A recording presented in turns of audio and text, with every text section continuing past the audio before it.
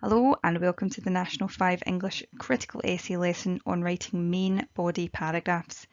Today we want to think about how we develop our understanding of critical essay structure. We want to consolidate what we know about writing a critical essay paragraph because there are things you will already know, and we want to identify strengths and targets for example or exemplar paragraphs. So by the end of this lesson, what I want you to be able to do is identify the main features of an effective essay paragraph, to recognise when a paragraph is effective and when it's not, so when it does its job well and when it doesn't.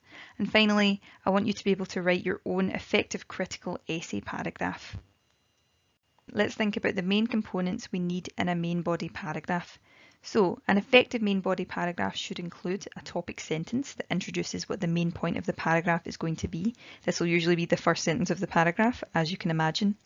We also want to include some detailed evidence that supports the point that we've just made in our topic sentence. So this could be a quotation, but it doesn't have to be if you're not studying a text-based, story like a film, for example.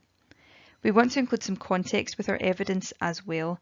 Context makes it clear where and when the piece of evidence is from, so that the marker knows. We also want to analyse the evidence. We want to look for any techniques that the author or the writer or the filmmaker or the poet has used and explain why they've used those techniques.